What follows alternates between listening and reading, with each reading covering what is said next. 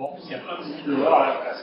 C'est ça, d'être à côté de la loge des cosmétiques. Alors, si vous voulez savoir, les perches sont interdites pour ça. Parce que si vous mettez la perche par ici, vous êtes sur les loges des cosmétiques.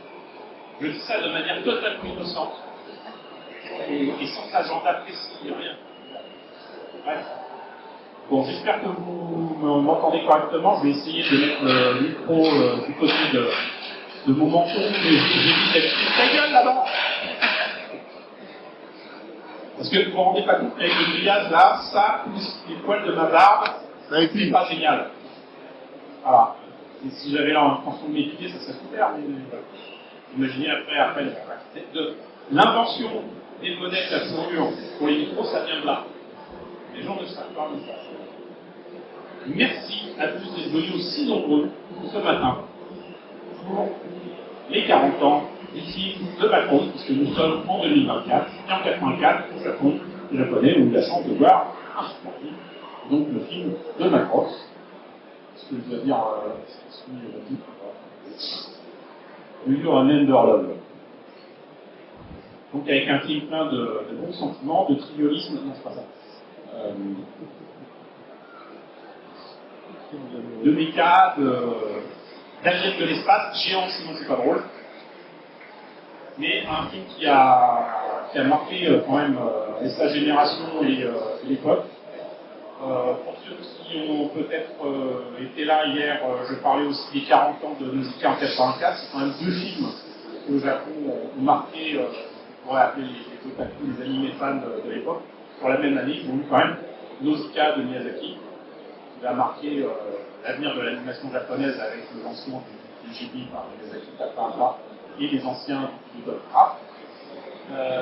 Et donc le film de Macross. Donc j'ose dire que vous ne pouvez pas s'attendre à une qualité pareille après, comment dirais-je, la qualité moyenne de la série. Hein. Peut-être 2 ou 3 épisodes de route pour la totalité, et encore.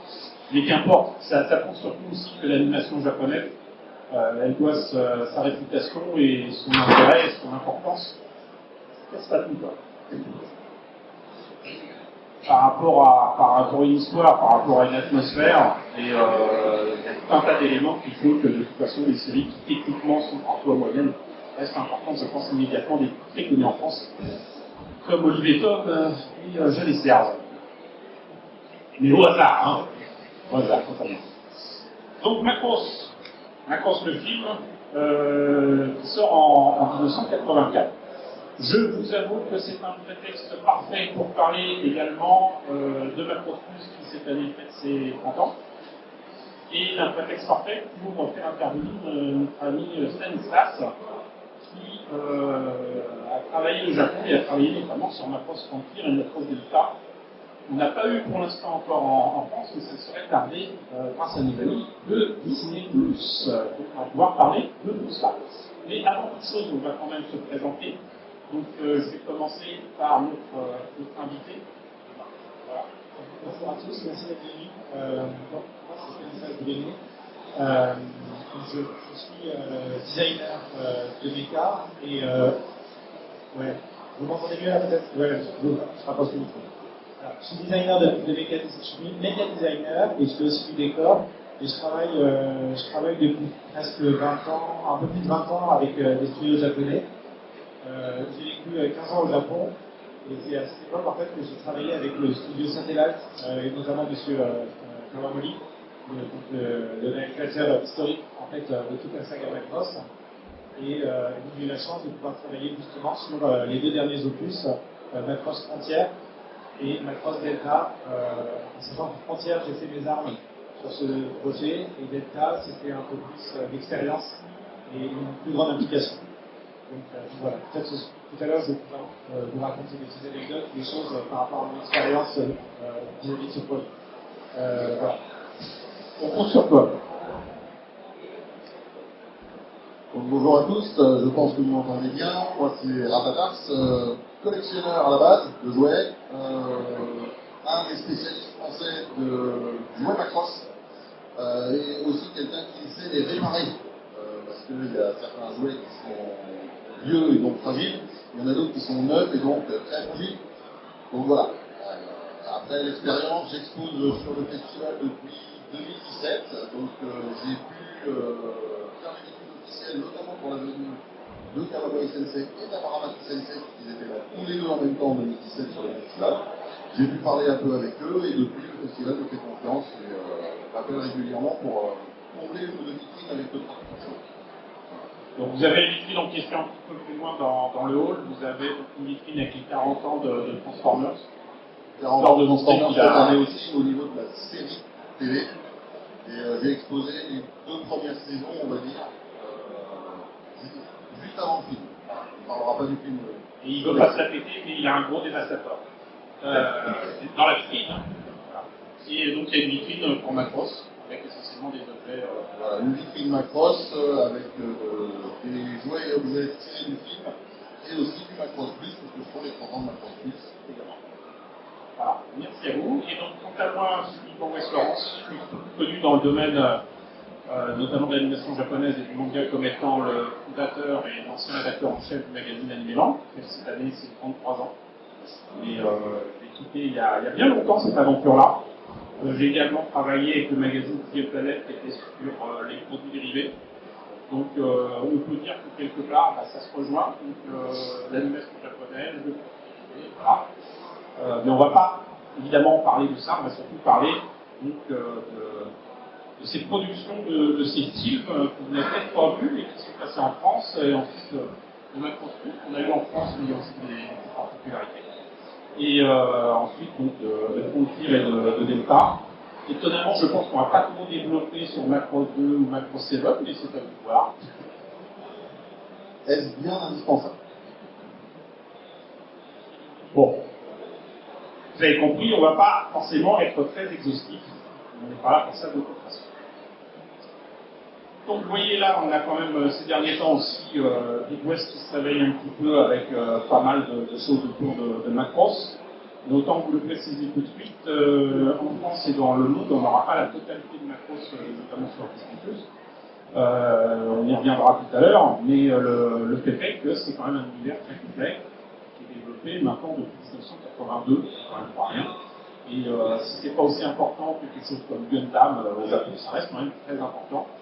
Et vraiment dans la pop culture japonaise, avec toujours des éléments identiques, à savoir la charcuterie, souvent ce qu'on appelle des love triangles, là. En gros, et parfois même des pilotes de Valkyrie avec des supériorités végétales. On ne parlerait pas de Macross, donc on en parlera. Pour autant, si vous connaissez peut-être quand même un petit peu Macross, c'est mine de rien grâce à la version américaine.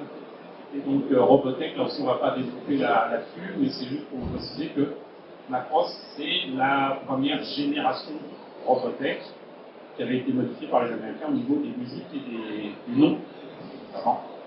Et sinon, donc, mon sujet d'aujourd'hui, c'est surtout sur Macross, et notamment Macross le film. Plusieurs particularités pour le film, c'est à la fois la même histoire, mais en différent.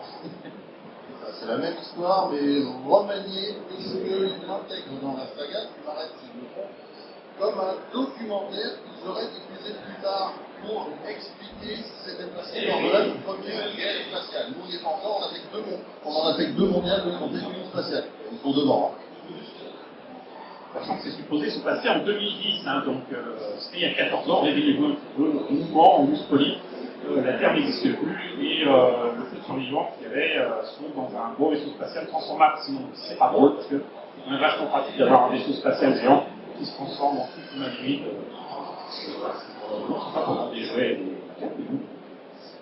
mais bon, le film sort en 84, soit 2 ans après les débuts de la série, mais mine de rien, à peine 1 an après la diffusion de la série télé. Ce qui est extraordinaire quand même avec ce film, c'est qu'on sent quand même que le potentiel de Macross est tellement exploité dans le film au niveau technique, au niveau du dessin, au niveau de l'animation. Ça a vraiment marqué les esprits au niveau, comment dirais-je, de l'ambiance qui ressort de ce film sur grand écran, j'insiste là-dessus. C'est vraiment quelque chose à voir. Maintenant, vous avez des grands écrans comme ça qui nous permettent de profiter de pas mal de films. J'espère sincèrement qu'il y aura quand même la possibilité à un moment ou à un autre de revoir tout ça. Mais donc ce film essaye de concentrer l'essentiel de ce qui se passe dans la série. Donc, la Terre a été attaquée par des aliens non seulement belliqueux mais tant qu'à faire géants, ce qui justifie du coup le fait que les humains aient développé une technologie qui a transformé des avions en robots d'une certaine taille, pratiquement la même taille, même un peu plus grand que les Entraviens, c'est leur nom.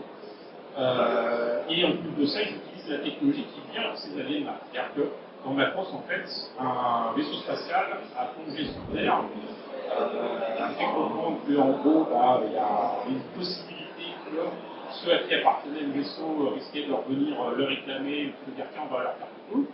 Et ils ont utilisé la technologie qui est pour non seulement refaire le vaisseau, mais profiter de cette technologie. Notons au passage qu'ils sont quand même vachement forts parce qu'en à peine 10 ans, parce que le vaisseau tombe en 99, parce que là aussi c'est pas drôle, ce n'est pas une apocalypse ou une fin du monde en 99, ce n'est pas drôle. Donc ils ont profité de tout ça, mais le film débute directement avec des printemps l'espace, du côté de Septembre, parce que c'est tout beau comme ça. Et poursuivi de temps en temps avec des attaques éclairs par les Entraviens. Pour autant, les humains étant ce qu'ils sont, à savoir qu'ils aiment les extrêmes du côté de la droite, mais ils aiment aussi faire la fête et puis être totalement responsables, comme ça. Ils sont quand même dans l'espace, ils sont plus que 50 000, la Terre est restée, ils sont attaqués par des aliens, mais eux, ils sont tranquillement dans le vaisseau, à boire des coca, à assister à un concert d'une certaine mi-mai, et ça va bien. Voilà, tout va bien. Et donc le vaisseau c'est le SDF1. Pour autant c'est pas le centre de l'histoire, puisque je vous parlais de mi-mai, voilà. Mi-mai c'est quand même une chanteuse pop qui a beaucoup de succès sur le SDF1, donc pourquoi pas. Mais ce qui est complètement fou, c'est qu'elle va avoir même du succès auprès des Entraviens qui vont finir par se dire mais les Microniens qui chantent des chansons, ça nous rappelle quand même ce qu'ils ont créé, parce qu'ils ont été créés génétiquement. Ça se trouve en fait qui représente l'ancienne civilisation qui était la proto-culture, et on apprend même dans les suites qu'a priori les chansons ça permettait de contrôler les Entraviens, et donc cette force armée gigantesque qui maintenant se balade dans la galaxie, 100 mètres. Alors c'est complètement fou, c'est-à-dire qu'en gros, vous prenez, je sais pas, qu'est-ce qu'on pourrait en avoir comme équivalent maintenant en France? C'est leur Swift. Voilà. Qui chantent et qui arrivent à convaincre, je sais pas, moi, les talibans de sortir de leur caverne et... Non, c'est ce que j'ai dit. Et ça se bat avec des vaisseaux énormes, avec des missiles de partout. J'insiste sur le côté missile parce que il y a un truc qui est rigolo, c'est que pour moi, Macross le film, c'est quand même beaucoup plus gore, beaucoup plus meurtrier que la série. Si on regarde image par image, et qu'on peut faire maintenant certaines séquences, il y a du sang, il y a des os, il y a de la cervelle, mais pour autant, là vous voyez, il y a plein de missiles et tout ça, c'est la particularité de Macross. Ils ont poussé le détail en fait. Ouais. Mais, ah merde, c'est pas assez bon. Ce que vous voyez là, c'est quoi pour le voir? Zéro. Voilà. Est-ce que vous voyez mieux? Alors figurez-vous qu'à un moment, même en France, ils ont quand même parlé des affreux japonais qui faisaient de l'animation avec des images subliminales pour pousser les enfants. Si, je t'assure, même à journal télévisé, ils parlaient de ça. Alors sur l'image news, marqué Taco High, en fait ça doit être, je pense que ça doit être une boisson alcoolisée à base de pieuvre, ou alors la boisson alcoolisée de la pieuvre, un truc comme ça doit être un délire, je pense des animateurs, voilà, qui sont détruits, et qui vont là, on connaît des advisors, et je pense que, ouais, on en trouve, de se faire plaisir, ouais, davantage. Mais il y a un moment, les journaux télévisés en France et aux États-Unis, ils avaient insisté là-dessus pour prouver que les Japonais c'était bien pas beau, que poussaient parce que l'animation sur les enfants, vous savez bien. Hein, donc c'est pour pousser les enfants de moins de 8 ans à boire de la Budweiser et peut-être du saké. Pourquoi c'était un petit peu plus violent au cinéma? C'est aussi tout simplement que la série télé était diffusée à la télé à une heure de grande écoute. accessible aux enfants justement. Donc ils ne pouvaient pas faire ce qu'ils voulaient. Et donc je pense que ça c'était principalement des adultes, des jeunes adultes qui animaient et qui faisaient la mise en scène. Au moment de faire le film, ils se sont dit bah, ça y est, on va pouvoir un peu se lâcher. Et ça explique aussi ce genre d'images subliminales qui sont du plaisir quoi, pour les artistes. Oui, c'est très clairement une blague potache, mais ça me prend l'air de voir que ces femmes ne voient peut-être une image sur 24. C'est ça qui a intéressé les journalistes télévisés. Par contre, le fait qu'il y ait des gens écrasés, des têtes de gens écrasées par le Labro, non, ça passe. Voilà, allez-y, ok, qu'importe. Et donc, oui, j'ai tout oublié de la mer. J'aime pas. J'aime pas du tout.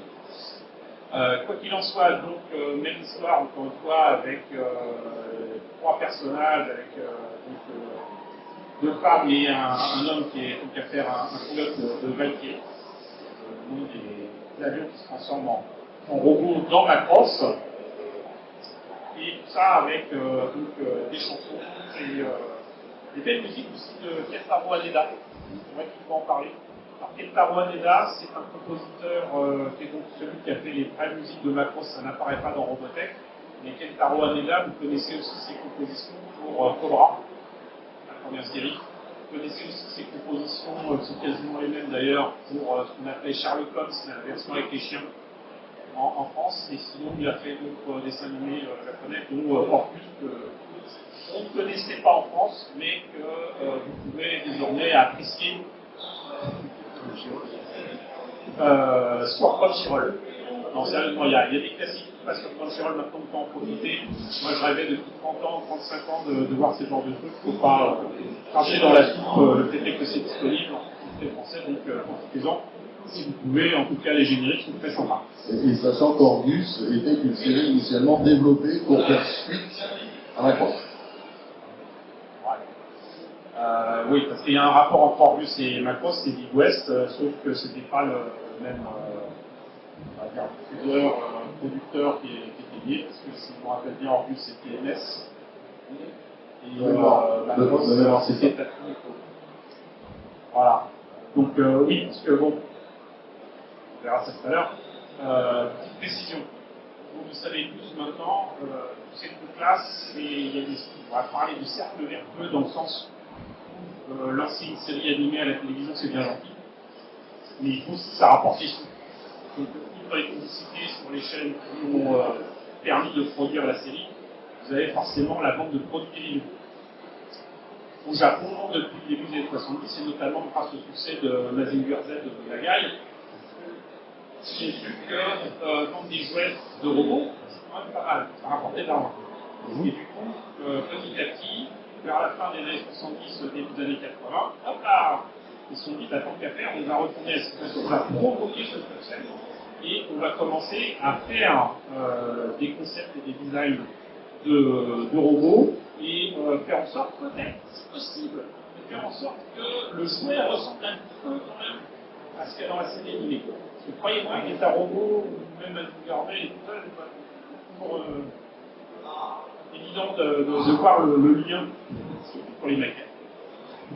Mais pour Macross, c'est clair que de toute façon, ça fait partie avec Gundam de ces designs qui ont été pensés avant pour permettre justement de développer des choses, j'allais dire, en même temps.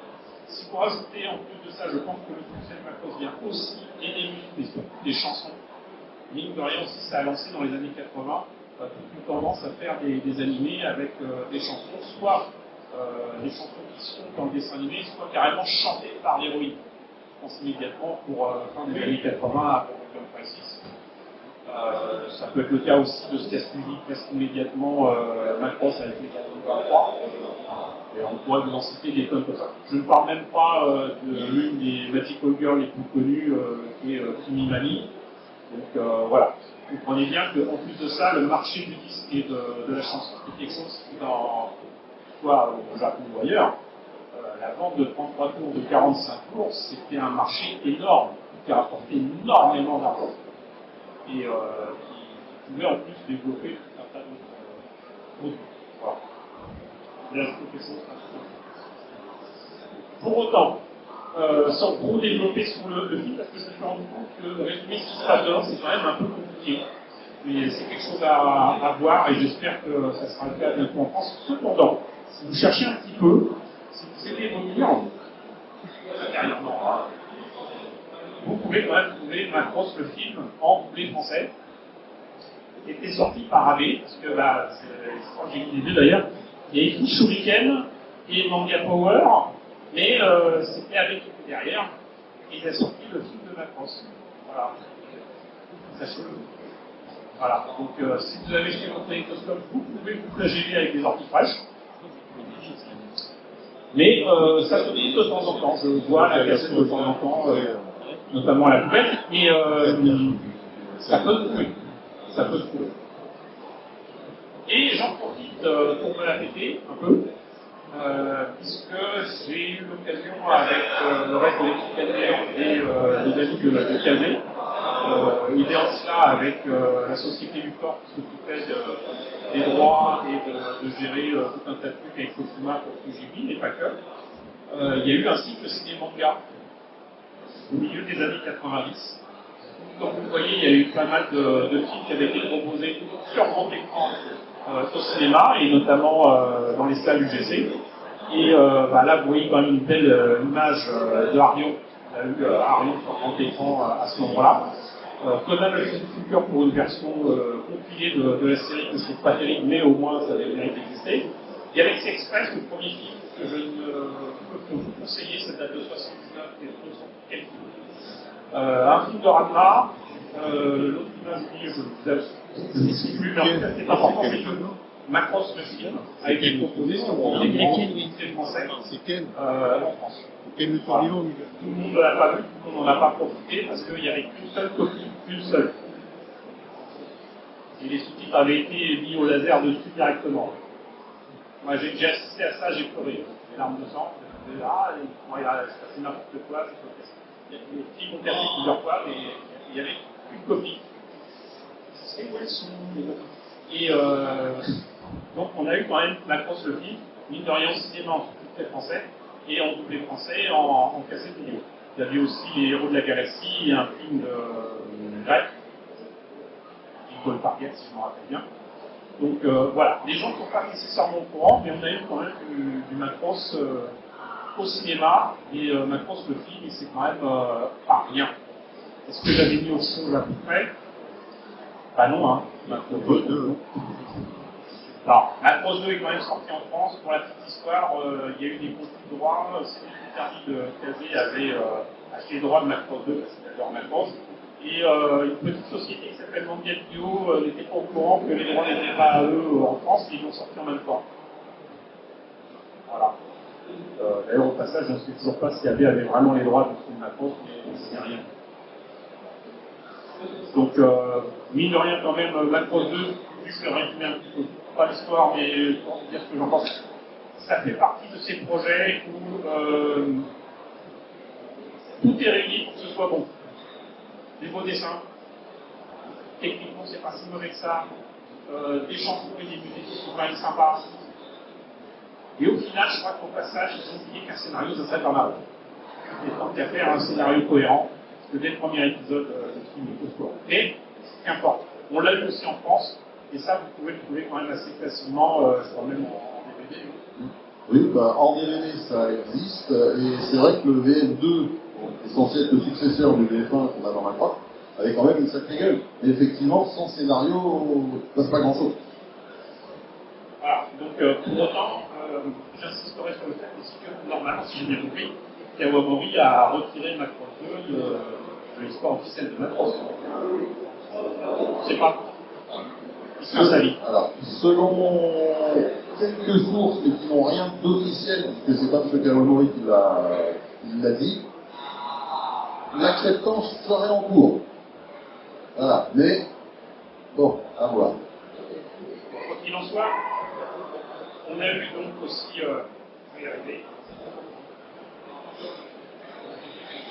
Macross 7 et Macross Plus quasiment en même temps en 94.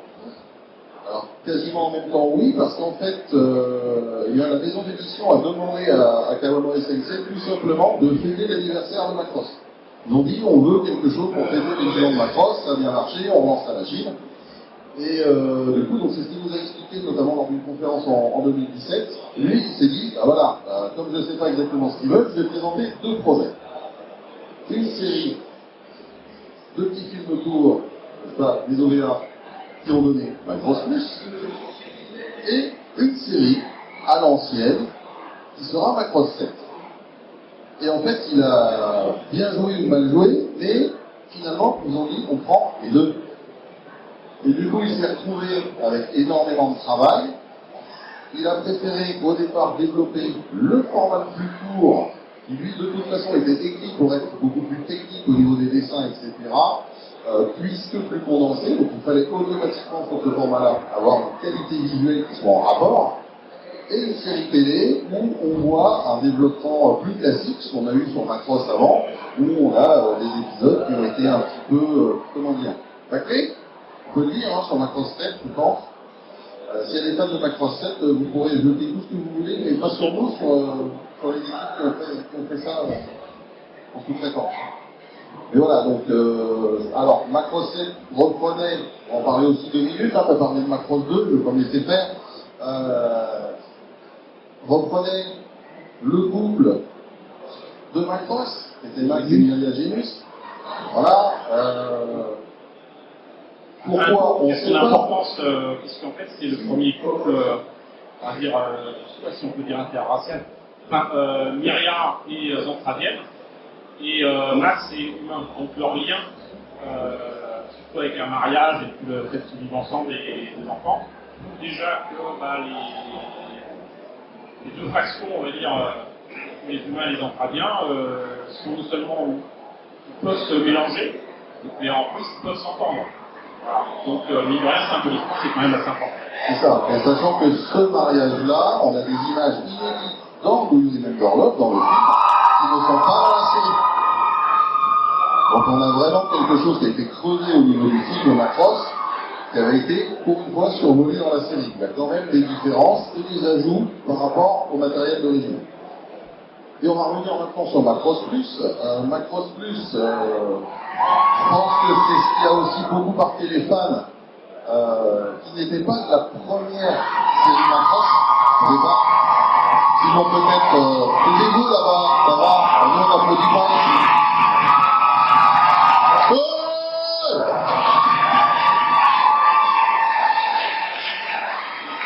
C'est bon? Merci. Venez en conférence, il y a plus d'ambiance. Ah bah oui, ça arrive. Donc, là j'en ai fait où moi? Dès qu'on m'applaudit, ça fait ça. Donc Macross Plus, un contexte complètement séparé initialement de ce qu'on avait l'habitude de voir dans les séries Macross. Pourquoi? Parce qu'on se retrouve en pleine évaluation de prototype pour le prochain chasseur, donc variable, la prochaine bactérie en fait, qui serait utilisée par les forces armées. Ça rappelle complètement les concours de prototypes qui avaient lieu à l'époque, notamment aux États-Unis, pour élire les nouveaux chasseurs furtifs. Voilà, qui était le 21, le 22 et le 23. Ouais, non mais je me paume. Et donc, Kawamori Sensei a créé le YF-19 que beaucoup de monde connaît, et le YF-21 qui lui est fortement inspiré du réel YF-23. Voilà. Merci. Ça, c'est normal, parce que le YF-23 est très très beau comme un. Voilà. Il aurait dû gagner, mais on ne fera pas politique aujourd'hui. Mais par rapport à 35 ou 35. Le 35, c'est le concours d'après, non? Ah, d'accord. Et donc, Kawamori Sensei nous a expliqué lors d'une conférence, justement, où il résumait à chaque fois les pas qu'il faisait pour décrire et écrire aussi ses scénarios, que cette fois-ci, ce n'était plus la musique qui allait calmer et unir les personnes, mais c'était la musique qui allait devenir l'ennemi. En fait, dans chaque série Macross, la musique a un rôle différent. On prenait tous les blocs.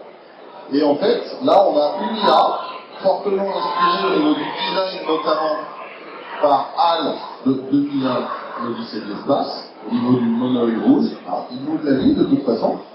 Il a avoué ses sources, on a réussi à le faire parler.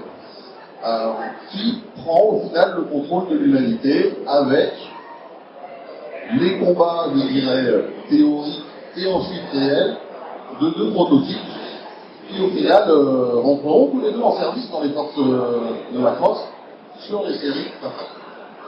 Ce que tu parles de musique, autant le dire aussi, c'est la belle période des années 90 avec la révélation qui est Yoko Kanno.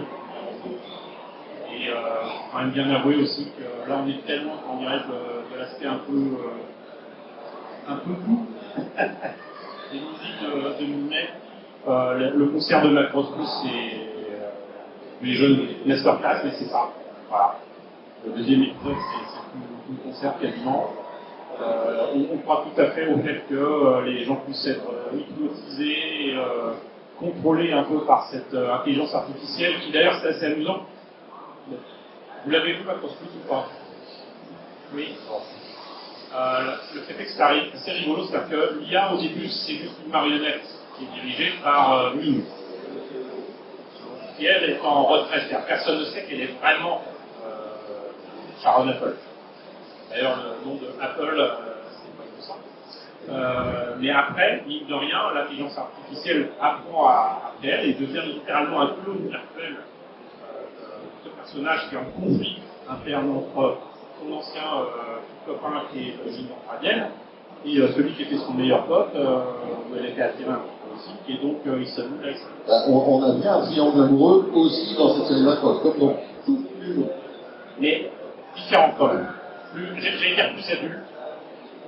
Si vous avez vu, vous comprenez pourquoi. Ce qui est rigolo aussi, c'est que ça a commencé sur une des colonies terriennes et anthraciennes qui est la planète Eden. Là encore, Sharon Apple, Eden, hein, voilà. Ça finit quand même sur Terre avec le retour du SDF1 et sur Macross. Moi, je trouve franchement, sur 4 épisodes, c'est Zoélie, on a fait les 4 heures, c'est le meilleur de Macross pour moi. Ça réunit absolument tout ce qui est bon dans Macross, ce qui est intéressant, ce qui se projette aussi dans l'avenir. Je rapproche Macross Plus à ce niveau-là de ce qui est proposé dans Pat Labor, notamment le premier film. Les gens ne s'en rendent pas compte, mais le premier film de Pat Labor, c'est quand même fin des années 80-89, si je me rappelle bien. De mémoire 89. Ça parlait déjà d'informatique, de virus, de contrôle par les machines, etc. C'était de la science-fiction à l'époque, maintenant ça fait un peu moins rigoler. Revoyez le premier film de Pat Labor, éventuellement le deuxième, si vous n'avez pas trop peur. Voilà, c'est des choses qui sont vraiment c'est de la pure SF, dans le sens où ça reste de la théorie, il y a des trucs scientifiques, technologiques, etc. Mais c'est pour moi vraiment la quintessence de la bonne histoire de science-fiction à la sauce Macross, donc avec des mécas transformables, des personnages avec des conflits internes. C'est pour moi le pitch très clairement le lien qu'on a en fait entre Macross Plus et le film We Remember Love, c'est qu'en fait le SDF1 qu'on voit dans Macross Plus est celui avec les ARMD, donc avec les deux porte-aéronefs spatiaux qu'on voit dans le film Macross, pas ceux de la série. Avec les couleurs, etc. Donc on est vraiment sur l'intégration en fait du film Do You Remember Love dans l'intégralité de la saga Macross. Avec un aspect quand même mythologique assez fort. Le SDF1, c'est pas un vaisseau géant qui peut contenir 50 personnes. Imaginez la taille du vaisseau, en plus en mode humanoïde. Pour moi, c'était clairement Atlas qui est attaqué par un petit mouchon qui est Samu Dyson avec son Y. Ces scènes-là, quand je vous parle, c'est juste fantastique. D'ailleurs, si je ne me trompe pas, c'est quand même Watanabe qui a travaillé sur la question. Si vous ne connaissez pas ce nom-là, bah, vous devez quand même Cowboy Bebop. Hein. Je pense que c'est aussi un élément important, c'est que le réalisateur est très important en fait, dans la production d'un animé au Japon, c'est impliqué en fait sur le projet. Et je pense que Watanabe Shinichiro en fait a cette vision très réaliste du futur, avec un côté très fun. En fait, ça correspond assez bien à ce que Macross Plus est devenu, ce qu'il a été à l'écran. Et c'est intéressant parce que c'est aussi la première fois que Modal avait travaillé avec Lego Cano. Et évidemment, ça va se reproduire sur les deux autres amis. On connaît bien le Lego. Oui, mine de rien, encore une fois, tout est lié. On peut juste indiquer que là aussi, mine de rien, c'est les derniers opus de Macross qu'on a eu en France, en VHS et en DVD. Profitons-en pour dire que vous aviez eu ces coups-là avec la collection Henri de Manga Mania machin chose là. L'intérêt de ces DVD, pour moi, il est important dans le sens où non seulement vous avez les épisodes, vous n'avez pas dû attendre par rapport à ce que nous autres, à Milan notamment, nous avons dû attendre avec les éditions américaines et même japonaises, notamment pour l'épisode 4. Mais ce qui est rigolo, c'est que autant pour l'épisode 1 et 2 qui est présenté là, il y a repris une différence entre les pistes sonores japonaises, américaines ou françaises. Ah mince, c'est pas ça. Mais essayez de trouver le DVD, rien que pour rigoler, pas cher, au moins avec l'épisode 4, et passer de la bande sonore, vous voyez l'épisode d'abord avec la bande sonore en américain ou en français, et ensuite voyez-le en japonais. C'est pas le même mixage, c'est pas les mêmes bruitages, c'est pas les mêmes musiques. Parce qu'en fait, il y avait déjà un problème de conflit de droit. Et Manga Vidéo a quand même fini par sortir l'épisode 4, mais ils n'avaient pas ce qu'on appelle la piste internationale. Donc ils ont pu refaire absolument toute la bande-son. Ils s'en sont très bien sortis. Et simplement, il y avait des musiques originales dans l'épisode 4 qui n'apparaissent pas dans la version américaine et française. Mais c'est toujours rigolo à entendre ces trucs-là. Et sinon, oui, j'ai mis cette image-là pour une raison simple, c'est que beaucoup de gens me disent « Mais oui, moi j'ai vu le film de Macross ». Non, t'as pas vu le film de Macross Plus, t'as vu une compilation des 4 épisodes des OEV de Macross Plus. C'est sympa, mais c'est pas le film qui est sorti au Japon. Au Japon, ils ont sorti entre guillemets un vrai film. Ça reste une compilation des épisodes, mais avec des séquences très différentes et notamment une fin un petit peu différente aussi. Et ça, faut... malheureusement j'ai beaucoup de mal à la fin. Mais sachez qu'on va enfin avoir ce film-là, donc là c'est proposé en précommande chez Atelier. Et le coffret est beaucoup trop cher selon moi, mais au moins il est limité à combien 100, 200 exemplaires, quelqu'un ici dans la salle. D'après eux, il y a à peu près 200 fans de Macross Pure en France, j'imagine. Non, mais ça fait plaisir de dire. Voilà. Non, mais c'est vrai.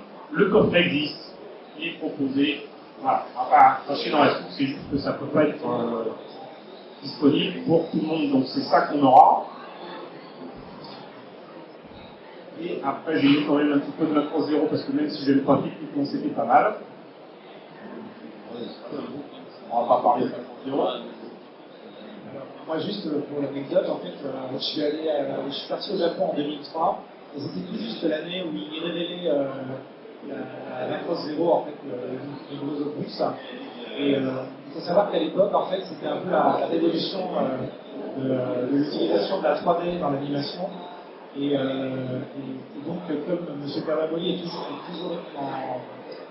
essaye toujours d'avoir beaucoup d'avance sur l'innovation, d'utiliser la technique aussi pour améliorer en fait la mise en scène. Donc il avait fait ce choix de faire des séquences d'animation en 3D et donc pour ça le studio Satellite dans lequel j'ai travaillé en fait a été quasiment créé avec une grosse unité d'infographistes 3D et tout pour créer Macross Zero. Donc ça a un peu vieilli techniquement au niveau des rendus, mais ça leur a permis de faire des animations de méca qu'ils n'auraient jamais pu faire, parce que l'exigence étant à ce niveau-là, il y avait très peu d'animateurs qui étaient capables en fait d'animer les transformations de robots, et puis ensuite les dogfights à toute vitesse, enfin, voilà. Donc c'est une évolution technologique qui a permis à l'animé d'exister. Avec une petite précision, si vous ne savez pas, ça fera plaisir aux amateurs de Lego dans la salle, j'en connais au moins. M. Kawamori aime à imaginer les transformations et ses designs en utilisant des briques de Lego. Et ça peut faire sourire certains, mais il faut savoir que même chez des scientifiques tout à fait, j'allais dire, sérieux, et dans des domaines de recherche, ça leur coûte moins cher d'utiliser notamment des Lego techniques. Je crois que M. Kawamori utilisait surtout la gamme Exosquad. Pas Exosquad, pardon, c'est comment ça s'appelle déjà. Alors, il utilisait un peu de technique, du bionicle, etc. Enfin, tout ce qui lui permettait d'évoluer. Et il en avait amené un d'ailleurs, un exemple en 2017, et il nous a montré comment il l'avait conçu. Alors, ça restait sommaire, mais l'avantage, c'est que lui pouvait imaginer directement la transformation de son modèle.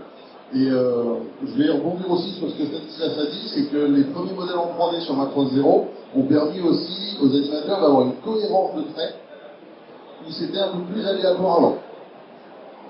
Parce que la forme elle est figée et donc après on a moins de déformation à l'image, n'est-ce pas, suivant qui décide et suivant combien il est payé. Vous avez bien. Et avec cette période-là, mine de rien, aussi le développement du marché des collectionneurs et pas uniquement des enfants. Il faut le rappeler, effectivement, les jouets, oui, c'est pour les enfants. Il y a une problématique par rapport au rendu en fait, de ces animations. En fait, le rendu visuel de la 3D sur Macross Zero a été un peu critiqué. Il était un peu sec, un peu trop sombre. Et je pense qu'à partir de cette période-là, il y a eu une réflexion de la part de M. Kawamori et des équipes qui travaillaient à Satellite pour essayer de ramener quelque chose de plus agréable à regarder, notamment parce que les mecha étaient en position fixe. Et je pense que l'entrée en fait en fonction, la relation qui a commencé avec M. Benji et M. Kawamori en fait date de cette période-là, parce qu'il n'y avait pas un besoin en fait d'artistes pour apporter un côté graphique et beaucoup plus structural au rendu un peu trop sec de la 3D de l'époque. Le Benji qu'on a reçu c'était l'année dernière ou l'année d'avant? Il y a 2 ans. Il y a 2 ans. Voilà, et où il a fait effectivement quelques scènes, des décors, et sachant que lui en plus c'était littéralement illustré dans des illustrations de Macross avec une superbe boîte et tout ça à l'achat comme je dis souvent, des boîtes de chez Hasegawa, mais pas que. On a fait ce pour Bandai, on a fait du web aussi, c'est pas Macross, quoique. Si aussi, donc voilà. Bon, il est partout, voilà, il est fait derrière. Mais bon, voilà. Et donc du coup, on arrive à notre ami Stanislas pour parler de Macross Frontier et de Delta. Donc Macross Frontier, ça nous fait quelle taille? Macross Frontier, alors pour moi, ça correspond à 2007, entre 2007 et 2009, je disais. Parce qu'il y a eu la série qui était en production à peu près en 2006. Ça a duré une année de production. Et puis ensuite, il y a eu un long métrage comme traditionnellement, c'est-à-dire qu'ils compilent un petit peu. Alors, dans le premier long métrage, c'était un long métrage original. Mais ils font ça souvent. Ils font un premier long métrage qui compile un petit peu tout ce qui s'est passé dans la série.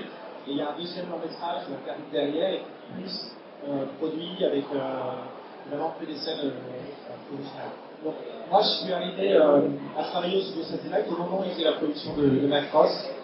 Avec toute une équipe d'animateurs très talentueux. Donc le niveau était très élevé en fait par rapport à l'exigence qu'on a d'habitude sur une série télé au Japon. Là c'était vraiment au-dessus. On se sentait bien. Et donc moi j'ai eu la chance en fait de pouvoir commencer par faire d'abord du design décor, de la retouche décor sur des séquences qui étaient à l'origine animées avec des modèles 3D. Et où il fallait en fait retravailler les décors sur la base des modèles 3D pour donner le côté réaliste, ajouter du détail. Donc j'ai fait beaucoup ça sur les villes, notamment toute la ville de Shibuya, le mélange Shibuya-San Francisco, qui m'a servi d'inspiration en fait pour je sais plus comment ça s'appelle d'ailleurs, le vaisseau, voilà sur l'image.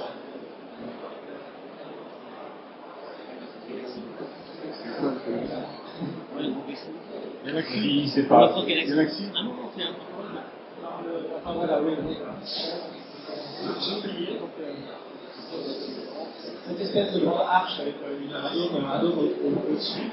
Et donc, moi j'ai beaucoup travaillé sur l'aspect général et puis aussi le décor. Oui, je suis en train de dire. C'est rigolo parce qu'on parle justement de colonie spatiale avec des dômes, etc. Et ouais, on peut. D'ailleurs, au passage, je vous noter que la forme des colonies en cristaux sont effectivement remorquées par des espèces de du Macross, des éléments originales. Si je m'en rappelle bien, c'est plus ou moins lié à une série que vous connaissez tous ici, parce que nous sommes français et on est fiers des productions animées françaises. Il me semble que c'est plus ou moins lié à une frontière.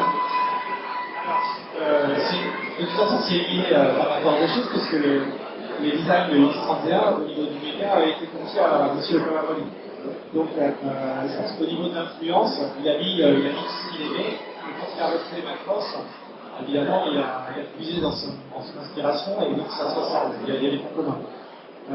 Il me semble en fait que la proposition de M. Kawamori au départ pour l'Odysseus, c'est que derrière l'Odysseus, il y aurait dû y avoir ce genre de choses, et que l'Odysseus n'était finalement que la remorque, semi-remorque, c'est ce qu'on dit, qu'elle vend, et donc du coup c'est quand même assez amusant de voir que tout ça s'est pris, mais là aussi il y a un symbole, puisque vous avez quand même une forme relativement organique qui pourrait faire penser à une coquille, mais aussi qui peut faire penser à celui de cette légende comme quoi la Terre ou l'univers serait sur une tortue énorme qui serait tenue, ou alors il y a des éléphants de enfin, il y a quand même aussi là aussi un petit aspect mythologique assez intéressant.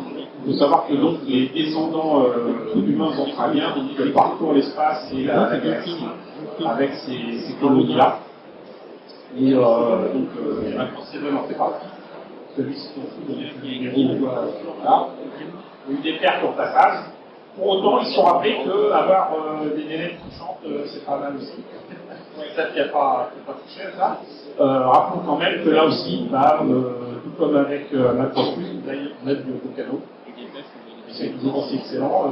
Là, c'est pour moi un des points faibles de Macross Zero, il n'y a pas de Volcano. C'est dommage, c'est vrai que, en fait, je pense que sur Macross Frontière, l'objectif de la production, c'était de renouer un petit peu avec l'engouement qu'il y avait eu au moment de la toute première série de Macross, et de retrouver cette espèce d'équilibre entre chanson pop, tir dangereux, en fait, de réintroduire en fait les éléments clés qui avaient marché et de retoucher une nouvelle génération. Et c'est un petit peu aussi le même principe au niveau des équipes, c'est-à-dire que M. Kawamori s'entoure d'artistes pour essayer de toucher la génération des plus jeunes. Et donc, pour ça, il a besoin d'avoir des artistes qui sont jeunes aussi et qui sont en adéquation, qui vont amener le style artistique et les éléments qui permettront de séduire le public, un public renouvelé.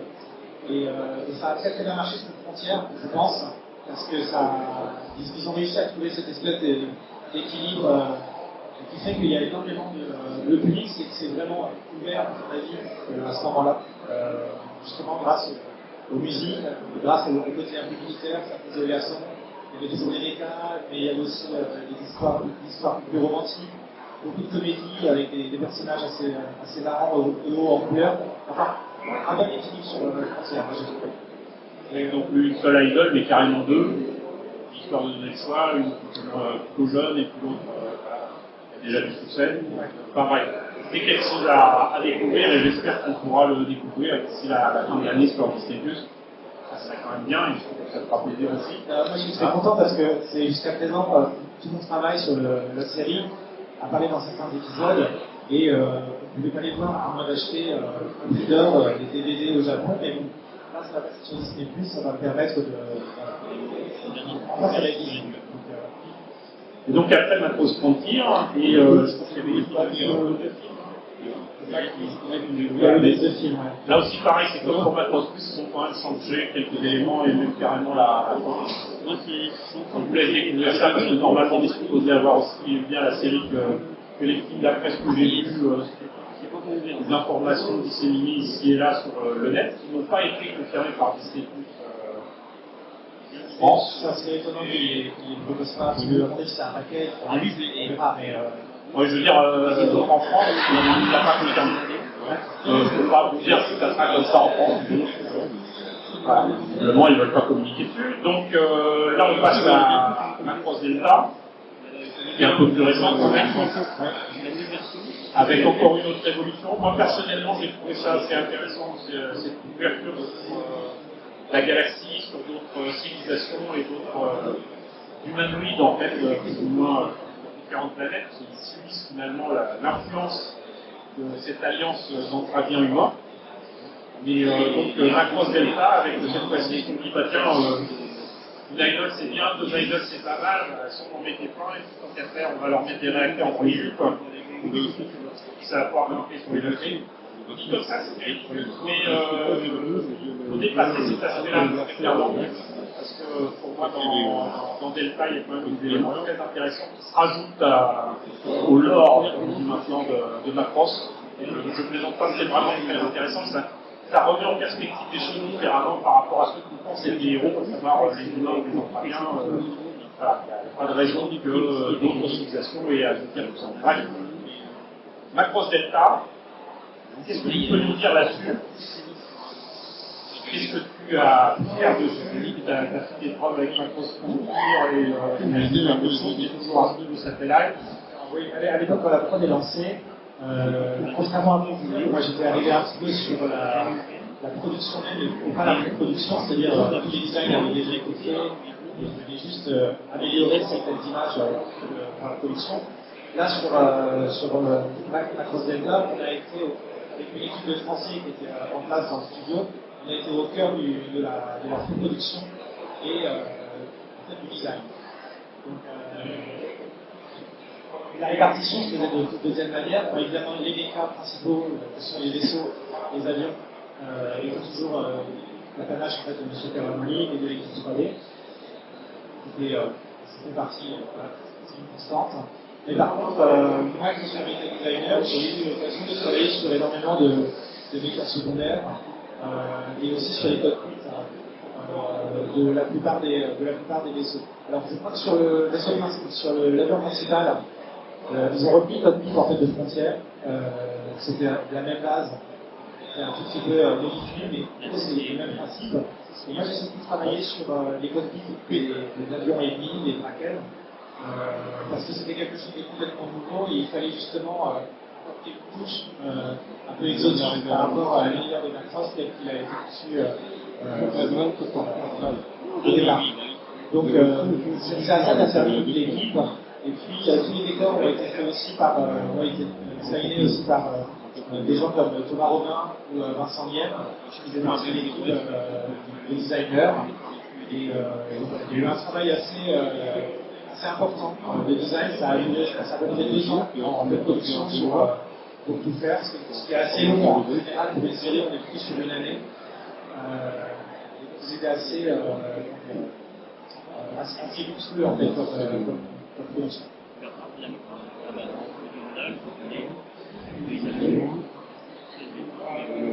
On reste à peu près 10 minutes avant la fin de la conférence.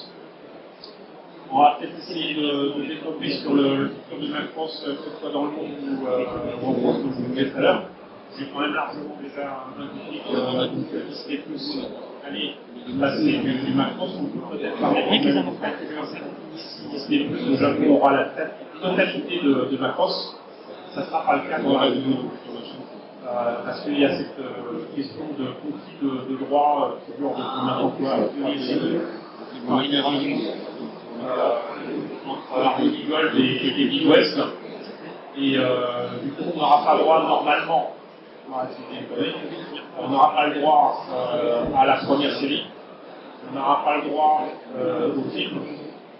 Et tout ce qui est en rapport avec les débuts de Macross, normalement, c'est bien. Voilà, c'est ça. C'est-à-dire qu'en fait, Harmony Gold ayant les droits toujours pour la diffusion robotique, bloque à l'international, puisqu'ils ont la diffusion hors Japon, c'est-à-dire qu'il n'y a que le Japon qui est concerné pour ce qu'on appelle le marché domestique. Et ensuite, dans le monde derrière, sur la série originale Macross, le film Macross, c'est Harmony Gold qui possède les droits de diffusion actuellement. C'est en procès depuis des années, il y a eu des décisions, ça a remis au goût du jour le fait qu'en fait maintenant on arrive à avoir quelques diffusions qui vont arriver, ça a débloqué pour toutes les séries développées après l'accord, et tout ce qui a été développé avant l'accord et donc qui est dans cet accord pour l'instant est bloqué, ce qui fait qu'on peut avoir des éléments à partir de Microsoft Flashback 2012. C'est aussi un film qui a été remonté sur la fin de Macross, et qui est sorti juste après les droits, donc là on a de la chance.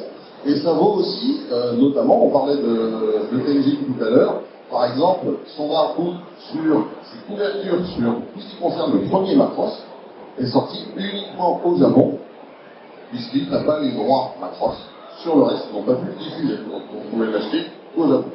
C'est pour ça que vous avez Midney habillé en papier toilette lavande, puisqu'en fait c'est la tenue qu'elle a dans Macross Flashback 2012. En fait, un ensemble, ça ne pourra pas logiquement. Logiquement, on devrait l'avoir. Ah non, parce que logiquement, on devrait l'avoir. Oui, mais ce sont des extraits remaniés. Comme c'est une œuvre qui est sortie après, logiquement, ils l'ont autorisé. Bon, bah, vous aurez du papier toilette.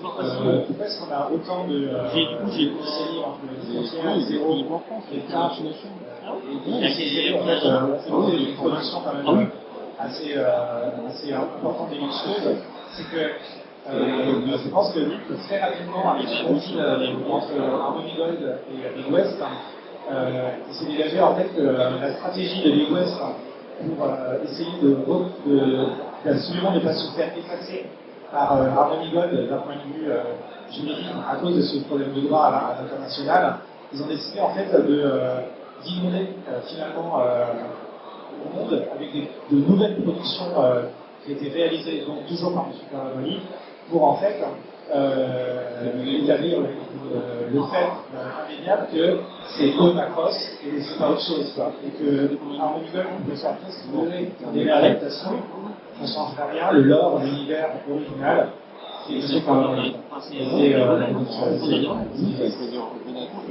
On peut leur dire merci parce que je pense qu'on a eu beaucoup plus de choses qui s'est développées grâce à cette motivation. Voilà, c'est pas. Oui, très clairement, ça a été un moteur de création. Et c'était un des arguments, en fait, de Big West dans le procès contre Harmony Gold pour dire, bah, nous, voilà, nous, on a développé la licence, eux, ça fait 35 ans qu'ils l'ont, ils n'ont rien fait. Sinon, donc, comme je vous disais tout à l'heure, Macross Plus, là, il y a ce truc-là qui doit sortir et qui, à mon avis, sera du feu. De toute façon, beaucoup de personnes qui l'auront et qui vont la revendre pour l'acheter, il y a intérêt. Et voilà. Et au cas où vous auriez loupé la série Macross originale, je vous rappelle que vous trouvez quand même assez facilement, même encore maintenant, ce coffret collector. Il y a une curiosité pour moi, mais qui est très bien fournie. Non seulement c'est la série originale de Macross en très français, mais en plus de ça, vous avez un disque supplémentaire avec des bonus de fou. Moi j'adore les publicités sur les maquettes et les jeux, je suis désolé, ça ne se fait pas.